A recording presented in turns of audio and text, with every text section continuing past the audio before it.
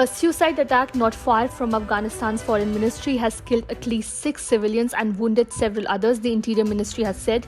The attacker was targeted by Afghan forces, but the explosives he carried detonated and killed 6 civilians and wounded a number of others.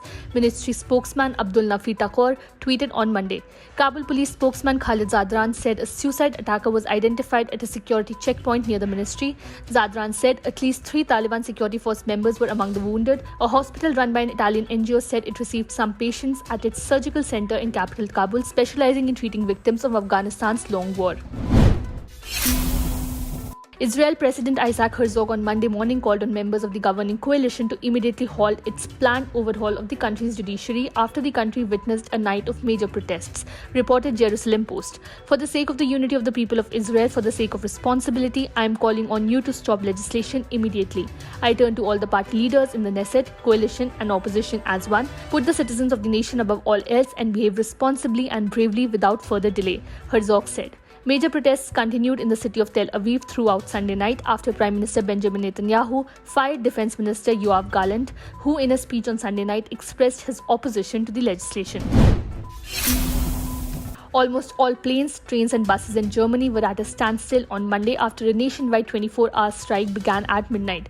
2 major unions are deadlocked in negotiations with public sector employees in several transport sectors, including rail, local public transport and airport ground staff, and organized the strike to coincide with the start of a third round of talks. Frank Wernicke, head of the Verdi union that represents around 2.5 million public sector employees, spoke of the biggest strike in decades. The German rail network was similarly paralyzed. The EVG union said that more than 30,000 railway workers have joined the strike. Cargo transport on both the rail network and at the country's ports has also been hit as dock workers joined those on strike. Last week, national rail operator Deutsche Bahn took the unusual step of calling off all long-distance rail services in the country scheduled for Monday. North Korea fired 2 short-range ballistic missiles off its east coast on Monday, South Korea's military said, just as a US aircraft carrier staged combined naval exercises with South Korea in a warning to Pyongyang. The missiles flew about 370 kilometers after being launched from North Hwanghae province at 7:47 a.m., South Korea's Joint Chiefs of Staff said. The North's latest launch came as a US carrier strike group led by USS Nimitz joined military exercises with South Korea in international waters of the southern island of Jeju.